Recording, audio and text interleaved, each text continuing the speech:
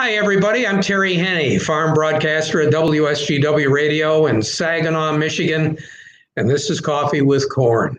It's hard to believe we've already had 1 month under our belt here in 2021, and boy, has this been a month of surprises that we saw.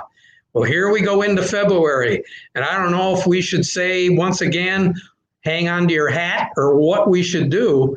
It's hard telling what's going to happen now in the next 28 days here, the month of February. Joining me is a gentleman that really, quite frankly, needs no introduction, but I'll go ahead and do it anyway because Jim Zook, you have been one busy man as far as the Corn Promotion Committee goes here in Michigan. And Jim, here we are, the month of February. What's next?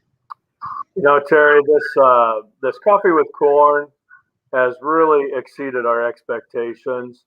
We're hearing a lot of positive comments from people that we're providing them with information that they need, and we're just trying to keep them abreast of what's going on in the industry. So, you know, we're really happy and overwhelmed with the participation, and especially the fact that joining partners with you on this has just exceeded our expectations. We're delighted to be a part of it, Jim. And of course, you had a terrific program, a series of programs in January. We covered a lot of ground, but there's still a lot more ground to cover. And starting tomorrow morning at 8, we're going to be back at it again. Yes. This next week, now that we've got some direction as to the administration and what their priorities are, we know that, and then also we know what's driving our markets today. And so tomorrow we're actually going to have John Henners, who's with the U.S. Meat Export Federation. John is going to give us some highlights and some updates of what's going on in the meat export markets that we have. And they are a very crucial and vital part of our corn industry. The fact that livestock is still predominantly a user of corn and or the distiller's grain that we have. And so we're really excited for John to basically bring the world back to our listeners. And then one other export market that we got coming up is on the 23rd. And that'll be a month, basically the four Tuesdays from now.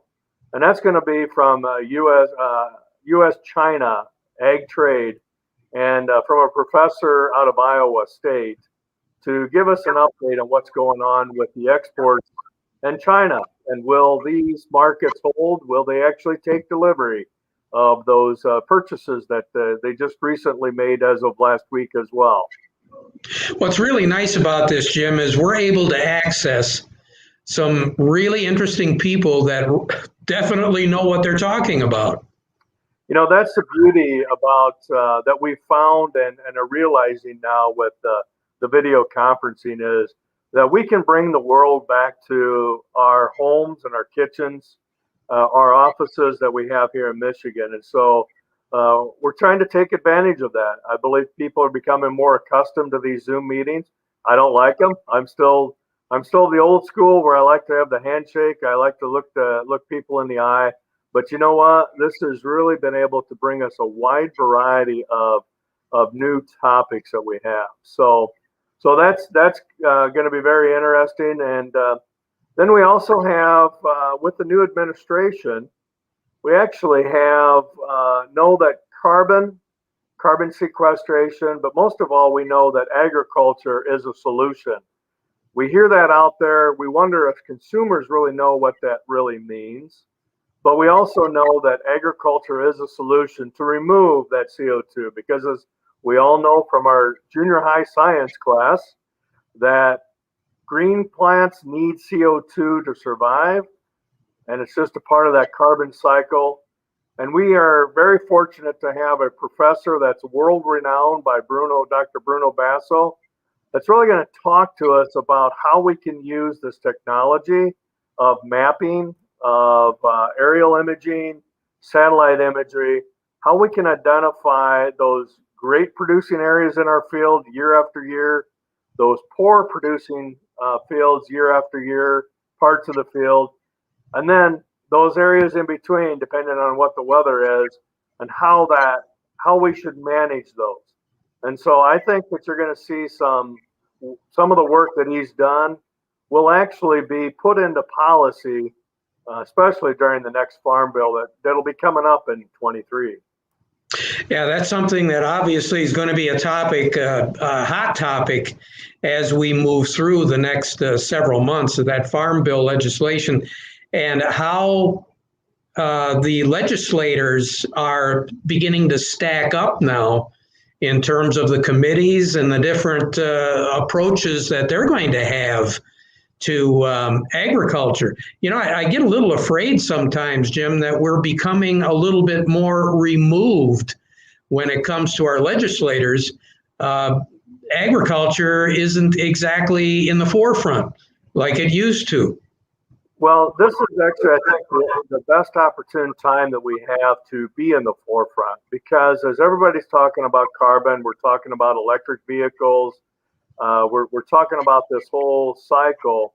This is where agriculture is the solution and come to shine. And what we have to do these next 2 to 3 years is we've got to educate our policymakers about how agriculture is going to fit into the solutions that they're looking for. And so we've definitely got to ramp it up. We've got to put the heat on, and we've actually got to make it happen here in the next 2 to 3 years. And it's really important not only for our leaders to know it, but also we know it and we understand it. You know, that's a question that I asked some friends of mine who are not directly involved. And, you know, when we hear this about carbon, I ask them, well, what does that really mean? And I don't think a lot of people understand what that means. And I think that's where our education is going to come in. And, you know, we've seen how the U.S. has actually been a leader in sequestering CO2.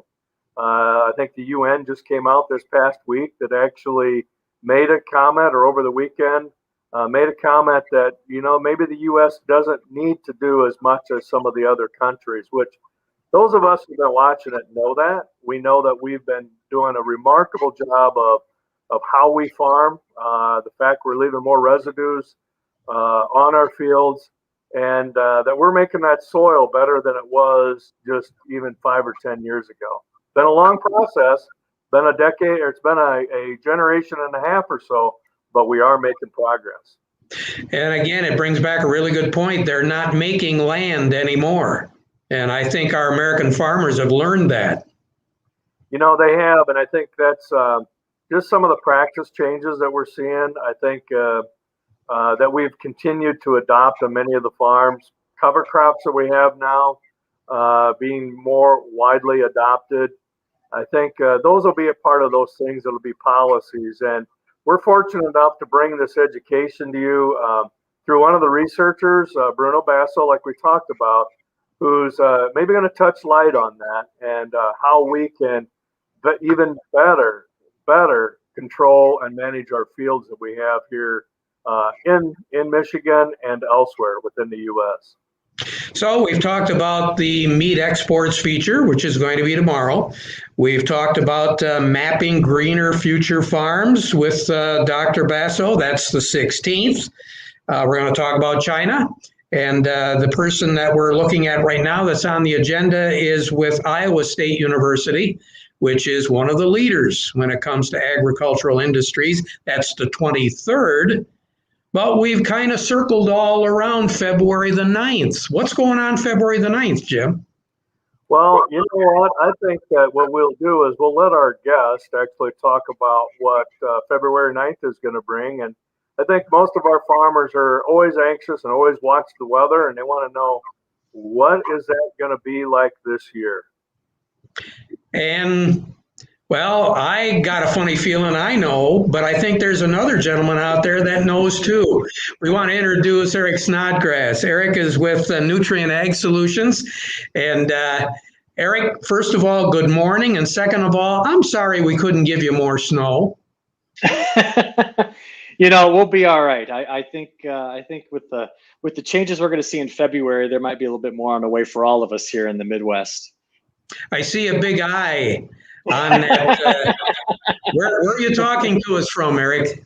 Well, I'm here in Champaign, so I certainly know about this basketball season and how those Michigan schools and Illinois schools tend to perform. And it's been fun this year to be a big fan of the Big Ten, just to see how things have shaken down here. But yep, I'm in Champaign, about 150 miles south of Chicago, and I look out right now at a nice white landscape. But we're going to be warming up this week, and that's all going to melt away before our next big system comes in next weekend. Well, Eric and Jim, I don't know if you guys are aware, but a year ago tomorrow and Wednesday, Flint, Michigan was at 50 degrees. So I got a funny feeling that, Eric, you're going to warm up rather nicely here as we, not that much as we move through the week, and certainly not as great as what it was a year ago. But anything is possible with this weather, and that's one of the reasons why we've got you on the program coming up on February the 9th.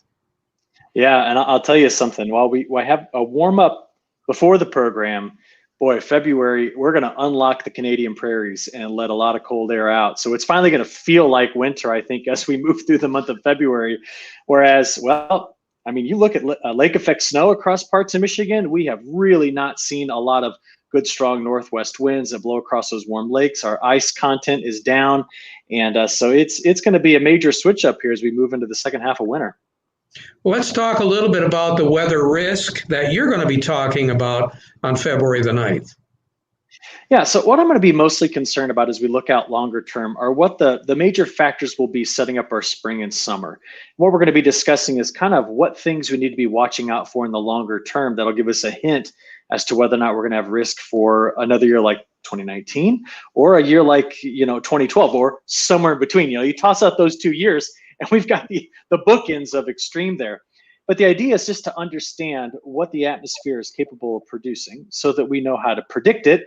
And then if we can predict it, we can start to manage it. We can make decisions based around it that make us, in the long run, more profitable with the crops that we grow. It's also going to give us perspective on what's going on around the rest of the country and around the world with respect to where we are growing all these crops that we grow here in the state of Michigan. And I hope to bring that kind of to light. And at the same time, make sure that I leave the concept of the limits of predictability in a very clear and easy to see way. In other words, I don't want people thinking that meteorologists can do more than they can do. For example, between now and then, we'll of course hear what the groundhog's opinion is of things. He's way worse than most meteorologists, just so that you all know. But yeah, it's going to be a time period where we just look at how weather is a source of risk in production agriculture. I know the old story is, and I've shared this with you, Jim, is that if Ty Cobb is in the Hall of Fame and he batted .368, boy, I wish I could be that accurate with my weather forecast. But you look at the weather forecast and you look at the trends, and this is something you're going to study. We've been in a fairly dry weather trend over a good part of the growing areas of the United States. And I looked at the numbers here over the weekend. In January, we've only had about 3/4 of an inch of moisture in the central part of the state, and a lot of other parts in the state less than that. And the drought monitors, which is something we usually don't look at this time of the year, but we are because we're dry. Sure. And you're right. There is actually about 60% of the country that's currently sitting in some form of drought, which is very high.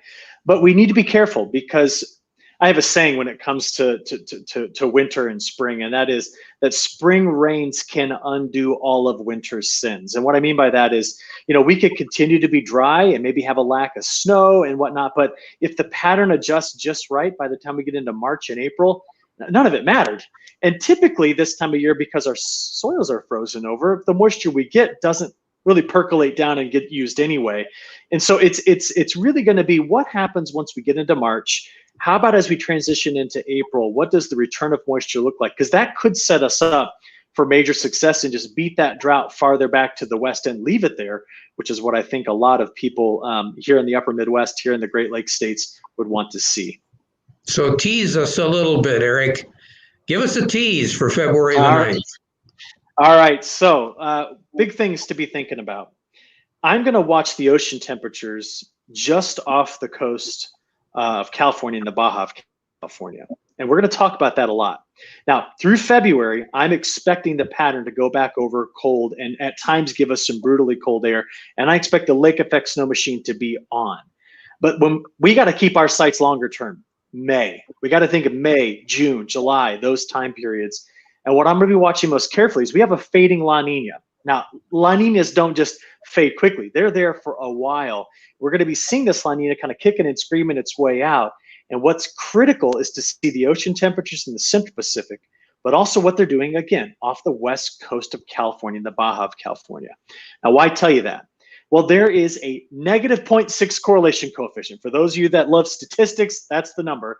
What it means is there's a strong correlation between cold water there and ridging in the middle of summer right over Michigan and Wisconsin.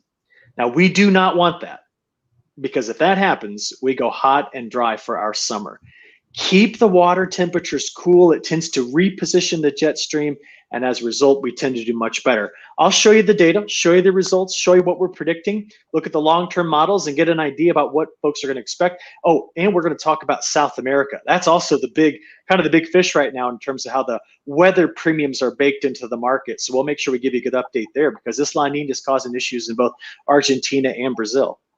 Something to look forward to, February the 9th. Coffee with Corn beginning at 8 a.m. sharp. Eric, we look forward to hearing from you. Thanks a lot for sharing. And incidentally, if those of you would like to register for that, go to micorn.org/events, and you can see the entire schedule, not only here for the month of February, as Jim and I have been talking about, but also working into March. And, Eric, do you think we're going to have St. Patrick's Day, a nice day on that day? You know, I wish St. Patrick's Day was later in the year, because early March is just never a great time for people to want to be outside celebrating, unless you're pretty far to the south or on the west coast. And so, you know, it's too far out there to put down a pin on exactly what the weather's going to be. But we should just put in a petition to move those fun holidays later in the year. Well, we're going to have some sugar beets in for Easter. How does that? That's my forecast. All right. Eric, thanks a lot. Take care. Okay. We appreciate it. Jim, back to you. As far as let's talk a little bit in passing here about not only the green situation that is going on, but the health of our ethanol industry. What do you think right now? What's your gut feeling right now? Well, I think that we're going to be challenged, and the reason we're going to be challenged is what we're doing right now. Our meetings are virtual. We're not traveling as much.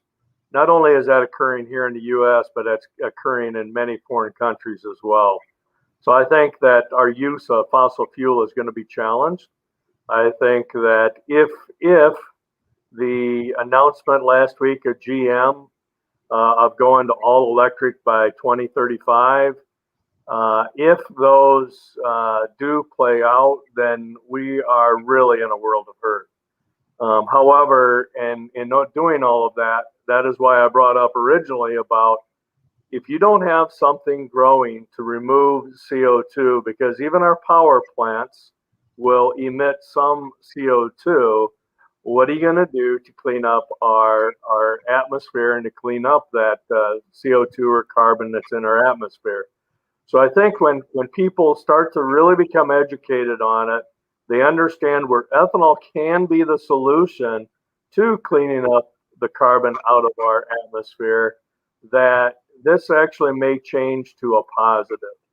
Now, recently, there's been word that one of the investment groups that our friend in Omaha is now purchasing an ethanol facility, which is the first time that he's entered into that space with Mr. Buffett. That could change some things as well. And so, again, a lot of this is being political, but I guess we're always looking at this as being what's right for our country. and what's right for our environment. And we know that the ethanol industry can solve both of those for us. So I do believe it's going to be challenged. However, we still have hope because these auto manufacturers can produce a vehicle that has to have higher octane. And that's where ethanol comes in because it's a non-carcinogenic octane. And that's where we can be the healthy additive to our fuels. And one thing in passing too, Jim, I have to think that these prices that producers are seeing, everybody is just kind of sitting on pins and needles and wondering how long are they going to stay. You know, I've gotten more calls this past week on that, and if I knew the answer to that, I probably wouldn't be sitting here talking to you, and I don't. However, like I tell everybody, if you can pencil in a profit once you know what your costs are, it never ever is the wrong thing to do to actually lock in a profit for you. I think that goes to show that what's driving our price right now is the exports. And that's why we're excited about what we're bringing to our listeners and our people here this next month, because it is about the export and what's happening in the export market. So we know that's a driver right now, and hopefully it'll ebb and flow, and that ethanol will be the driver later on this summer. Well, Jim, thank you very much for taking time out of your day on Coffee with Corn. We really appreciate it. And again, February looks like it's stacking up to be a really good month here for our growers. Every Tuesday, beginning at 8 o'clock in the morning, they can go to the Zoom meetings. I know each and every one of the folks has probably got a link. Some of these meetings do qualify for the credits. And again, micorn.org/events is where you should go if you want a little bit more information. Jim, thank you. Have a great day, okay? Jim Zook. Now along with me is Claire Dewey. Claire, good morning. How are you? Good morning. I'm doing good. Now let's go through the process once again for our growers and for those of that are interested in participating. What do we have to do now, Claire? So head on over to our website at www.micorn.org/events, and that's where you will find all the information for Coffee with Corn. That'll include the dates that have the RUP credits available, the dates that have CCA, CEU credits available. I know there are some agribusiness people that are probably watching as well. And it'll also have the link to register. So you'll go ahead and click the link to register. All you need is an email to register. And once you register, you'll get a confirmation email that looks like this that you'll see on the screen. And the only thing that you have to do is click the little link that says click here to join. And once you do that, your computer may start a download for the Zoom application. So as you can see on this particular download, it's in the bottom left corner. It depends on what kind of application you're using, depending on what's going to happen. And then from there, you should get a pop-up that says it's installing Zoom. If that doesn't work, you can also see that there is an option to open it up in your web browser. Either one of those will work, and you'll just click that launch meeting icon that you'll see in the middle in blue. And then from there, you should have to email or enter in your email and your name. Please be sure to include your first and last name when you're entering. That way we can track who has attended. And then you will be able to enter the meeting. The meeting usually starts about 15 minutes before 8 a.m. Just if you want to make sure you're getting on and that it works okay, go ahead and log in a little bit earlier. And in this, you can see that there's a picture of me as I will be hosting the meeting. So you should be able to see myself or even Terry on those. And then from there, there's a few controls that you can use at the bottom. So we do have interactive meetings, so we encourage you to ask questions. So there's a chat box, a Q&A, and a raise hand option. We encourage you to use the Q&A option if you have any questions for the presenter. And as Terry and Jim mentioned before, we have 4 great presenters in February. And that's pretty much it as far as using Zoom. If anyone has any questions on how to use it, please feel free to go to our website for the Zoom help. So that's micorn.org/Zoom. There's a great informational video on there that will take you through a few more steps than what I just covered. But I encourage everyone to get on our website and sign up for the event. And we hope to see everyone in February. And we're also on Facebook. So you'll have the opportunity there to participate as well, right, Claire? Yep, that is correct. So we stream it live to our Facebook as well. And I know some of the radio stations do as well. So we encourage you to watch it there. However, if you are looking for the credits, please be sure that you do sign in through Zoom and you watch it through the Zoom. Very important there. If, again, with the credits, you need to go through Zoom for that.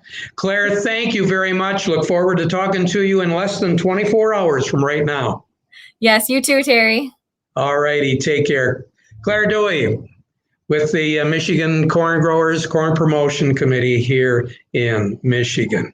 Thank you for being a part of our day. Hopefully we'll see you tomorrow morning about 7:45, 8 o'clock for Coffee with Corn.